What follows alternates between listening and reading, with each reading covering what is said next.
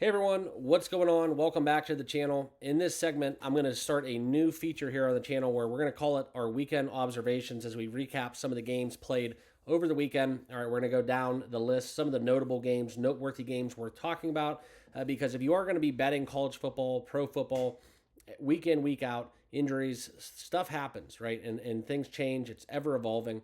So in this segment, we're not going to talk too much about what's going on within the future, but we are going to kind of segue into some of the opening lines, some of the lines available right now, and what games I'll be keying in on for, in this case, week 3 matchups in the college football world. Okay, but let's recap some of the games in the top 25 and some of the noteworthy ones talking about. If you haven't done so, make sure you all subscribe down below, smash that like button. And I would appreciate, too, if you guys all consider following me on X. The handle is in the bottom left of your screen as well. And also, shout out to my channel members. Thank you all for being part of the team. If you want to become a channel member, there is a link down below in the description. Okay, so this is kind of our little recap we're going to be doing. I'm going to talk about some of the games right now. And we'll go right through that top 25 list. Probably the first one to get into is, unfortunately, Notre Dame dropping a huge monumental upset to Northern Illinois, 16-14 on a last second field goal for the Northern Illinois school that came in and basically just caught them sleeping, right? It was a huge trap game for Notre Dame. There was a huge point spread. And this is one where, unfortunately, it's going to really wreak havoc when we come down to selection time for the 12-team college football playoff. Still have a shot, in my opinion, if they win out, especially with the way USC is playing and some of the opponents left remaining on their schedule, and having 12 teams definitely will help their chances. But doesn't really necessarily stock up, stock down for me for Notre Dame. Obviously, this is a big hit, but if you watched and tuned into that game, they basically were still in Texas A&M and College Station, thinking that they won the Super Bowl. So they didn't get off the bus. That was a definite sleepwalk. It was a trap game, kind of just assuming that they already won the title after that primetime win that they had in College Station. And that's kind of what happens when you don't come off the bus. So we'll talk about them in the next week as well. Ohio State looked the part, man, 56-0 against Western Michigan. Pretty much Western Michigan, I think, was the only MAC school that didn't show up. We did take Bowling Green within the points to cover against Penn State, and I thought they had a chance to win that one outright. So stock down on Penn State. I want to see them play a little bit of a formidable opponent, I guess you would say, outside of West Virginia on a weather delay. And then we'll get to kind of a better understanding of what the Nittany Lions are going to be like this season. Okay, Georgia, they kept it basically business as usual. They definitely looked the part. Probably, in my estimation, they will firmly, as long as they get through that SEC gauntlet, be the number 1 team in the polls come selection time. Okay, Texas, that was pretty much my largest bet, them in Washington State on the weekend, where we had Texas. They won convincingly, 31-12. That score doesn't really tell the whole story. It was a lot worse than that. Texas, if they wanted to, could have really, they failed to score in the fourth quarter, and it was just basically, let's just drown out the clock and get out of there with a win. But even in that raucous crowd and environment, playing in the big house, Texas definitely showed up and took care of business. In my opinion, they're going to be probably neck to neck with Ohio State. I eventually see Ohio State getting into that 2 spot if they were able to win out, just due to the fact that Texas and Georgia would end up probably having to give each other one of those losses, okay, in the SEC championship. Alabama, a little bit of a slow start, but they really turned on the gas in the fourth quarter, winning 42-16 against South Florida. The jury's still out. Jalen Milroe, one of my favorites for the Heisman Trophy. So we'll see how that story unfolds, but not really stock up, stock down on them. Just kind of held the line in that matchup. Ole Miss, that's a team that we were all over the points, laying the points. Now they actually have a road game as they go and play Wake Forest. This is probably going to be one of the games that I'll have betting on my card. What Jackson Dart is able to do with Lane Kiffin's offense and scheme. Big fan of the Rebels as we look into this Week 3 matchup against Wake Forest. Okay, definitely I think stock up on Ole Miss. The next game is something I want to talk about. This was Boise State and Oregon. Okay, Oregon, by all accounts, should have lost this game. And quite frankly, this is stock up for Boise State. They have an easy cakewalk schedule the remaining way through, in my opinion. Oregon, they're going to have a tough task. I think they play Michigan in week 3, and then obviously they're going to have to play Ohio State later on in the season. But for Boise State, this is something where I want to tell you guys a little bit about a futures play I made within the Boise State running back. And quite frankly, this is something where I was able to grab some value. I don't know what that number is now, but I did take the Heisman Trophy futures bet, taking Ashton Jey. Okay. Now, let me tell you a little bit about what he's been able to do through this course of the season, and it is having a lot of Barry Sanders-esque vibes. Not a strong schedule like Oklahoma State had back in the day, but Ashton Jey, okay, 45 carries, 459 yards, 9 touchdowns, averaging a little over 10 yards a carry, and this is something where he has nine touchdowns through 2 games. So I was able to put one of my bonus bets that I got from one of those promotions early on in the season with DraftKings. A big discrepancy within those futures odds. I got a 70-1 ticket on him. Something also worth noting that it was about using OddsJam. I was able to find the best odds available. He was about 30 to 40 to 1 in every other sports book being offered that market. So I got Ashton Jey at 70 to 1. So for all you guys that are rooting for me, that's one that we're going to like to cash. Whether or not they give it to a quarterback, it's kind of become a quarterback award. Dating back to 2000, we've had Reggie Bush since vacated, as well as the likes of Mark Ingram. And I think the other one was, why am I drawing a blank? Just traded to Baltimore, Derrick Henry. So that's kind of where we're at. It's been predominantly a quarterback award. We had Devontae Adams win it at the wide receiver position. But hopefully we get another running back in the mix. If Boise would have beat Oregon, I know it's week 2, so you can't really look back at that later on in the season. But if they were able to get that win, and he continues this record of just having groundbreaking stat lines, I mean, look at what he was able to do against Oregon.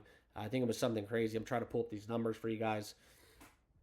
It was along the lines of 192 yards off 25 carries, couple of grabs, and he had 3 touchdowns as well.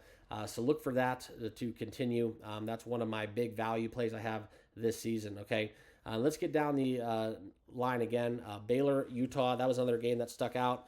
Baylor quarterback DeQuan Finn transferring from Toledo. They struggled to score the football. Utah looks the part, scoring 17 in the first quarter. Utah is one of my futures plays as well, taking them to make the playoffs. I like those odds. So the Utes, that's kind of alive, 2-0 now on the season, and they're going to move up in the rankings, I believe, and they might actually vault themselves into the top 10. Miami, that's another futures ticket I got. They are another one of my playoff considerations as long as Mario Cristobal stays the course. What they have going with Cam Ward winning that sweepstakes in the transfer portal, they definitely look to contend for a Heisman Trophy and a playoff berth. Okay, so stock up on Miami. I think it's business as usual, and I really do like the Hurricanes this season coming out of the ACC. All right, USC standing behind their defense once more, blanking Utah State, winning 48-0. USC has been my surprise team, so stock up on them. What they're able to do, bringing in a new defensive coordinator and bolstering that that offense that we do see. What they've been known for under Lincoln Riley. But this is something, absence of Caleb Williams. We've seen the defense really, I think, be the story and the noteworthy story for the Trojans here thus far throughout the course of the season up to this point. All right. Tennessee, that was another good bet that we were able to make, winning in that kind of the marquee game, I guess you would call it. I don't really call it that, but 51-10 against NC State. So the Wolfpack goes down. Tennessee definitely looks the part on offense still with what they're able to do within that system. Speed, quick plays. All right. And then we'll go down the list a little bit more. The other one that we want to talk about kind of down the line a little bit, Kansas State surviving a scare against Tulane. That was something where I looked at kind of that quarterback as being a potential Heisman candidate.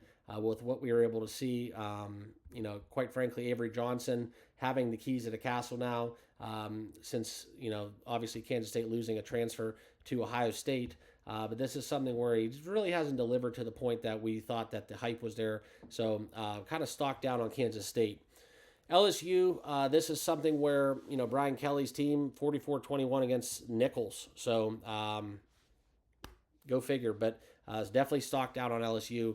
Not looking like that team that, returns a lot of players. They did well in the transfer portal, so it's early. They could still make a move, but definitely stocked down on LSU 2 games into the season. All right. We go down the list a little bit. Arizona, 22-10 against Northern Arizona. That's kind of underwhelming. Arizona was one of those teams a lot of people keyed in on to kind of dominate in that fashion. And then we can go a little bit more into it. I think I'm going to skip over some of the other meaningless kind of games. They don't really stand out to me in the top 25. But the last one I will mention is App State and Clemson, 66-20. All right, so really nice response for Clemson and Dabo Swinney and company. That's something where I look for that to continue, where they continue to build. It's something where them scoring 66, I know it's App State, but 35 in the first quarter with a strong defensive performance. Definitely something they can hang their hat on and build with after that loss that they suffered against Georgia. I think Georgia has the potential to do that to anybody in college football, so I'm not going to overreact with Clemson. They still have a nice roster. I just think in terms of Dabo, he's not as progressive as other coaches are in terms of evolving and adapting to the rest of the college football landscape. So that's put Clemson at a disadvantage. They're kind of stubborn in that way, in my opinion. Okay, and then the other game worth talking about is Colorado and Nebraska. Okay, let's just tip our caps right now because with what we see with that kid, oh boy, that's going to be a fun one to watch. True freshman. I really haven't seen a quarterback with that kind of poise with what we've seen this early on. Now, a lot of people are continuing to compare him to an early Patrick Mahomes, thinking he'll take over college football. Dylan Raiola, look for that name. If Nebraska and Matt Rule and company can continue to do what they're doing, it's going to be a really nice matchup and showdown in the Horseshoe when they take on Ohio State. I believe that date is October 28th. Might actually make a trip down for that game, but that's a fun one to kind of key in on. But Dylan Raiola, he's delivering, and it's all the talk. He's backing it up on the field, and you saw all the controversy with the Sanders, leaving the field and Dion backing him and all that media hoopla. But hey, if you want the good stuff from the media, you got to take it with the bad. So kind of my thoughts on that one. But Nebraska sure looks the part and has a really good winner there with Dylan Raiola. Okay. But now let's get into the week 3 matchups where we're going to look into kind of just the schedule in the top 25. Let me pull this up for you guys. We'll just breeze through it. Arizona, Kansas State, that's a big matchup there in the Big 12. Look for this to be a really nice primetime matchup. Okay, 8 o'clock on Fox. Quite frankly, we want to talk about week 2 one more time. I don't know why they do the big noon kickoff on Fox. Someone's going to have to explain that to me why Texas and Michigan was at 12. They lost a ton of ratings. Probably a good thing if it was going to be that kind of a blowout, ugly game, not airing that on a primetime slot. But nonetheless, I do like Arizona this year. So this will be one that I'll be keyed in on. I'll be watching this one and just kind of right off first glance in this early line, I do like taking Arizona plus the 7 points. Okay, Notre Dame looks to rebound against Purdue. That's going to be a get-right game. Not sure how that offensive line is going to fare, how they're going to be able to rebound. And this number, quite frankly, if they would have won against Northern Illinois with ease, this number would be a huge number in my opinion. This is a little bit of an overreaction by the odds makers. Maybe Notre Dame's not the part, but Notre Dame will definitely be a teaser candidate for me, getting them down under 10 points against Purdue on the road. I like that for a nice teaser dance partner, taking the Fighting Irish under a touchdown to win this game. Okay, definitely off first glance, -5.5 and a teaser. Notre Dame looks to be one of those dance partners. Okay. And then we can talk about some more Alabama, Wisconsin, Big Ten, SEC matchup. This is one where I probably would grab the Crimson Tide -16. I know they're going on the road, playing in Madison. This is something where we look at Camp Randall being a tough environment to play at. Jalen Milroe going on the road. I think that what we're going to see from the Crimson Tide, it's going to be a kind of a nice spot for them to get. I don't want to say get right because they haven't done anything wrong, but I think they're going to play up to the lights. And this is a noon kickoff. I think they take care of business and they win and cover the 16. That's just kind of my early indication. All right. LSU, South Carolina. First glance, I don't really know why. I like the over in this game, over 50.5. That's kind of where I would be at. South Carolina minus their quarterback that, what we've seen with them, it's something where we'll see what they're made of in this game. I think this is going to be a defining moment as LSU plays another SEC school. So we'll see what happens. But first glance, I do like taking the 7 there with South Carolina and our early number within the 50 within the over. And I like that total. That's a bet I'll be watching. Okay. Then we can go down the odds board a little bit. I'm going to stay away from Michigan a little bit. I don't like them. They really don't have any competition. But when they do look to play against a team of consideration, I will probably be fading Michigan throughout the season. Okay, Oregon State. We get another rivalry early on in the season. Oregon 16.5-point favorites. That's stock down on Oregon. So this will be, in my opinion, Oregon State will play a defensive-minded game. It'll be very interesting to see how they shake out. But this is one where I would kind of look to get 17 at least for Oregon State in this matchup, and I would obviously consider them taking them above the 21. Look for Oregon State with the points in another teaser candidate in that matchup. Miami's going to take care of Ball State. It'll be business as usual. High number, 36.5, but I do look for Miami to cover that one. That's a early on kind of number that I do like, taking it Miami by 37. A little deeper down the line, Ole Miss against Wake Forest. That'll be an interesting one. I think that Mississippi, they'll be playing Wake Forest, which if anybody knows Clark Lay, he is a defensive-minded coach. Be interesting to see if they can slow down Lane Kiffin and company. But minus 23, total at 63.5. I definitely would be leaning towards taking the Rebels, but I think the market is kind of taken in consideration. This number is right where it needs to be from a total perspective. Potentially going under in this matchup, but I think Ole Miss rolls. All right. And then Texas, will they get another kind of a Notre Dame kind of game where they kind of get caught sleepwalking after having a tough road matchup, and it'll be kind of a letdown spot for them in going against UTSA. Who knows, but 35 is a big number for them to cover. But early indication, I do like Texas laying that number. I think they explode against UTSA in this matchup. Okay, and then going to stay away from Georgia. That 24, though, is a lot of points. Kentucky 0-1 in the SEC thus far. I think Georgia rolls, but do they cover the 24? That's probably something where I would look into the 24. I just don't like the fact that it's in Lexington, so I'll probably stay away from that one. Okay, and then there's really no other games that I'm kind of keyed in on. A lot of big opponents don't play anybody up until this point in time. Week 3 is kind of a weird spot.